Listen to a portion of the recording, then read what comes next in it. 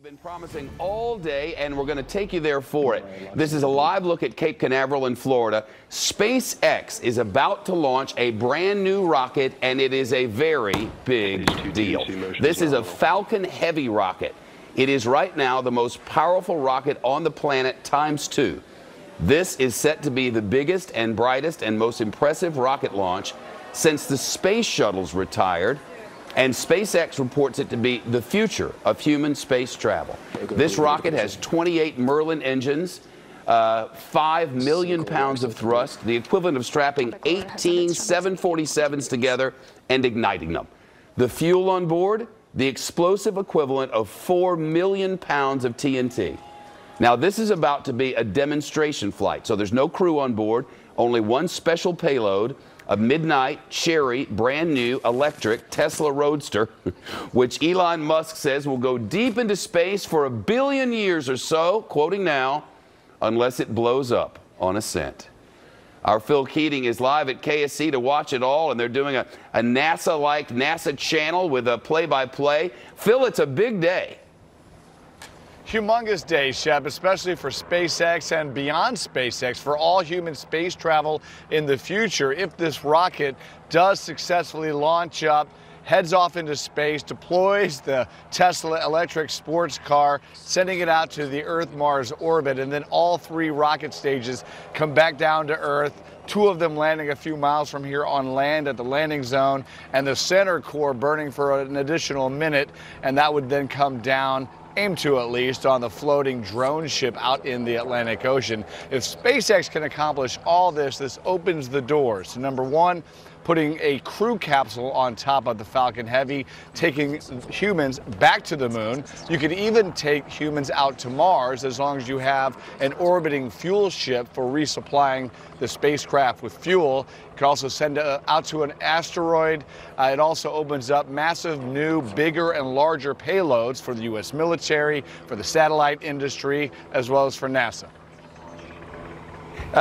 Phil, as you know, the hotels are full down there. There are long lines to get into the base this morning, all around Kennedy Space Center, where it wasn't that long ago. Everybody was afraid, oh no, the space industry is dying. Lo and behold, it is not. They've even set up a NASA TV-style play-by-play for their launch with lots of cameras. So let's listen in as SpaceX gives it a go. And hopefully, when Elon Musk says it only has a 50-50 chance of success, hopefully, we're on the plus side of the 50. 30 seconds away. Let's listen.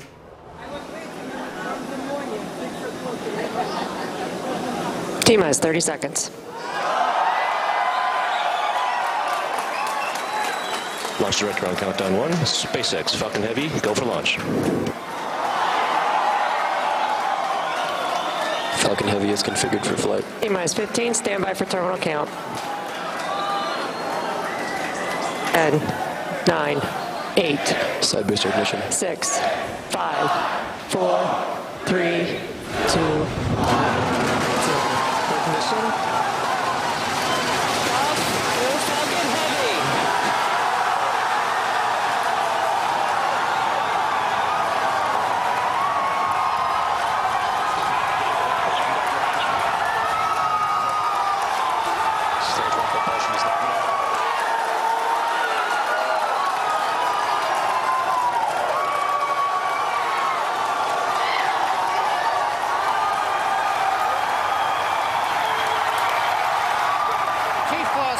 Seconds, if you can hear me over the cheering.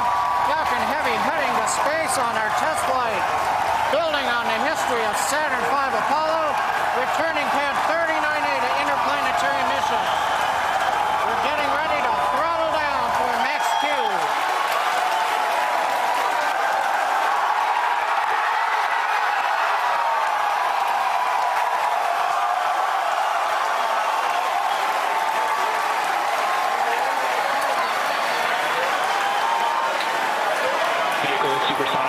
You've heard the call out. Vehicle is supersonic.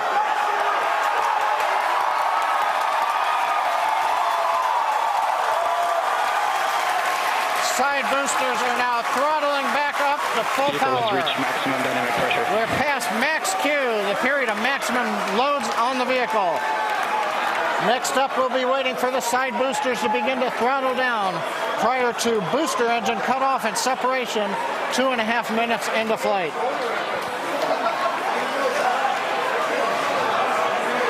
GNC trajectory looks good on the Falcon Heavy.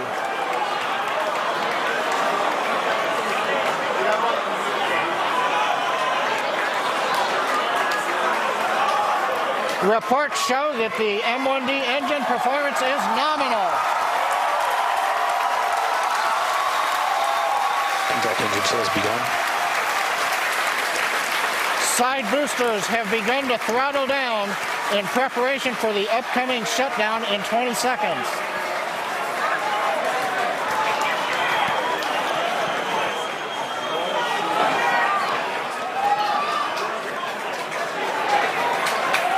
Major event coming up with side booster shutdown and separation.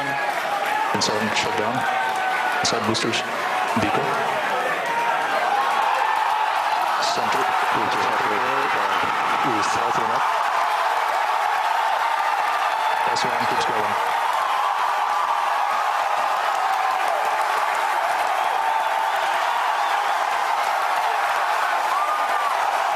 Still booster boost back setting.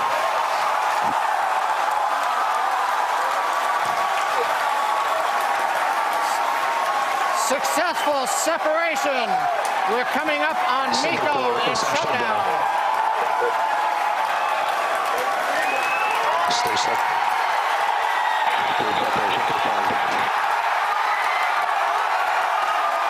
Event recognition. Big burn looks good on side boosters. Background startup.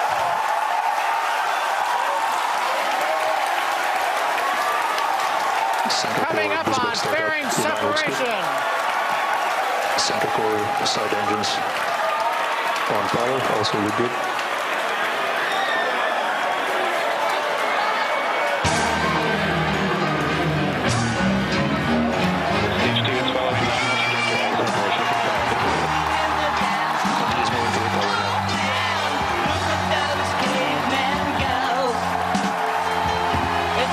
Well, they put on a heck of a show, haven't they? And it looks like everything that was supposed to happen did happen. I say looks like. What a, you know, as one who was there, there's the car. Phil Keating, it's the car. Can we see it? That's amazing. Equipped on that car, little thruster rockets to keep the car Space-time continuum. Earth's orbit. Yeah. And they also have 3 cameras, which, according to Elon Musk, CEO and founder of SpaceX, will provide some epic views of that car traveling deep into space. Pretty incredible, you know. There's a lot riding on this for these guys. This is just a test flight, but they've set it up as a huge event. The crowds are insane. I guess they sold out of official viewing seats or spaces in like 24 hours or something. Yeah, there's about 100,000 people estimated to be lining up the beaches of Florida's Space Coast today. They all got started early with their picnic chairs and their coolers full of beverages and waters to get ready to watch this spectacle. And the 1:30 planned launch, of course, was delayed because of upper level wind shear. But with just 15 minutes left in today's launch window, that was just absolutely spectacular, and based on everything we've seen so far, it appears this demonstration flight is an absolute success, and we're hoping Elon Musk is going to provide some sort of post-launch statement here. Let's see, where are we? We're about Phil, 4 minutes away now. Go ahead, sorry. We're about 4 minutes away from those 2 outer rocket boosters they're falling down now, and at some point we'll be able to see the glow of their engines as they then blast a reverse thrust and go landing over the Air Force Station at the landing zones. And then, as I mentioned earlier, the center core will continue out towards the Atlantic to try to land on the drone ship. Never before in the history of space travel have 3 rockets blasted off from a launch pad, delivering the payload what appears to be flawlessly, and then landing all 3 rockets back on land to then be recycled and reused for future launches. Still to come for SpaceX is their BFR, Big rocket that will have a huge spacecraft to take space tourists. Yeah, and a large rocket. And the plan for that is to go, oh, we can see the 2 booster rockets coming down right now. Can your camera see it? It's going to be 2 sonic booms to really thrill the crowds that have gathered. And you can hear the crowd and electricity in Hawthorne at SpaceX headquarters. They are still going nuts like they're at the Super Bowl. This is a big deal for that company. It's a big deal for other space companies. This is proving this can be done. The fuel on board, kerosene and liquid oxygen, and it was loud, it was thunderous, and as the rocket rose up above Earth in Cape Canaveral, just the percussion in the air was like 7 drummers just it was just incredible.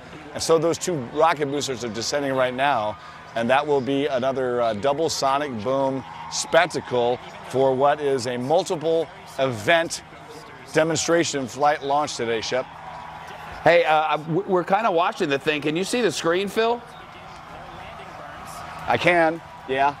I guess the idea here is everything is reusable, and if this works, everything's going to be a heck ton cheaper. Yeah, absolutely. That's the Elon Musk model for SpaceX is reusability, driving down the cost of launches, ultimately getting these Falcon rockets to blast off and deliver payloads like satellites and U.S. military payloads on a very rapid turnaround basis. Just pot it up and listen. No mics open. Just stay with it. Stay with it. And the Falcons have landed. LZ1, LZ2, both side boosters all touchdown. Landing off the move on to 11 by 1, recovery 1, and recovery 2. And coming up very shortly, the Center Corps will be attempting its landing on the autonomous spaceport drone ship.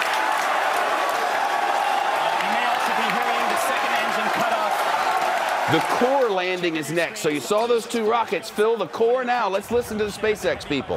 Make it lose signal. We're crossing our fingers. That's not the case right now. Stage 2, nominal parking orbit insertion. So it looks like that landing is happening at the moment. We have lost signal. We're hoping that signal comes back shortly. Well, look at this. SpaceX has some anchor people. Phil, I think they're trying to take our job. Is it a signal loss, Phil, or is there a problem?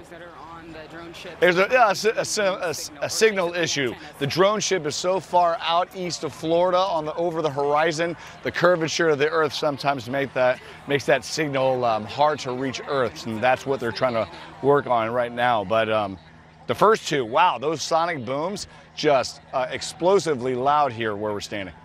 I remember being there for shuttle launch after shuttle launch, working in that local market there, and that feeling is nothing you'll ever forget. Compared to that, Phil, what was this?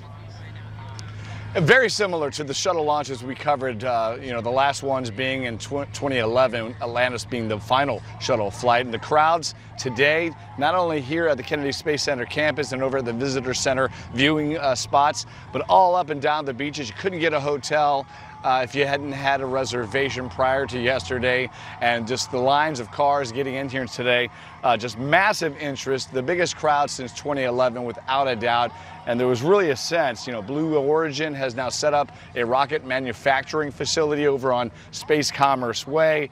A lot of the jobs are coming back here after they initially lost a lot and saw an economy slipping right after the shuttles were retired. There is really a sense of a resurgence of the Space Coast over the past year or 2. Phil, they lost that signal for a minute, but now the signal's back, and well, now the anchors are back. But we were watching, and we will again. There's the launch pad, but those were live pictures coming from space, not from NASA, not from the government, from a private company that is planning to transform space travel and, Phil, again, transform the Space Coast, I suppose. Absolutely. More companies are coming, more jobs are happening here. They're all high-paying, high-tech, engineering-type jobs. And so the local economy has certainly seen that boost over the past 2 years. And this really opens the door if this launch proves to be as successful as it appears it has gone. It opens the door for bigger payloads, you know, satellites that are launched up by satellite companies to geosynchronous orbit at 22,300 miles above us. Those are a certain size based on how strong and powerful the rocket can be to deliver them into space. So if you've got one of these Falcon Heavies that can take up the equivalent of a 737 airplane, well, you can possibly build even larger satellites to accomplish even more global watch. Look at that car picture. That's incredible. Phil, let's watch it again and just listen to the sights and sound on location.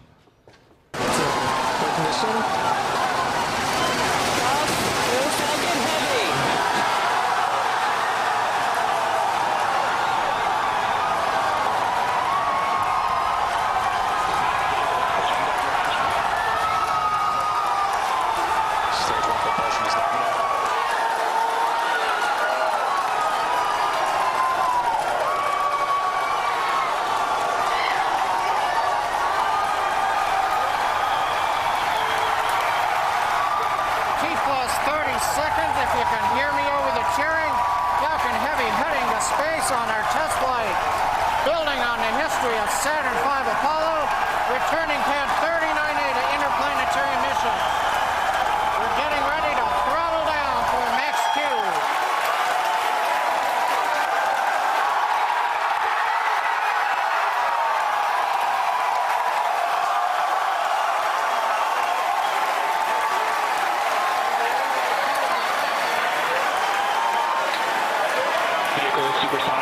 You've heard the call out. Vehicle is supersonic.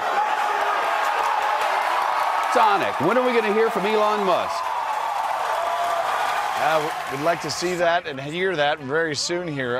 There's nothing official planned, but we are hoping with the performance of the Falcon Heavy here in the past 30 minutes that Elon Musk is going to come out and express some elation here. He was telling us yesterday he was not all that stressed out, actually kind of giddy and happy, and felt confident his team had done everything they possibly could to ensure a launch. But never before has a rocket with 27 super powerful engines blasted off all at once, and there was some serious risk that these engines could impact one of the other boosters and then perhaps cause a epic explosion on the launch pad, which would have been devastating, setting back launches by about 6 to 9 months or up in space.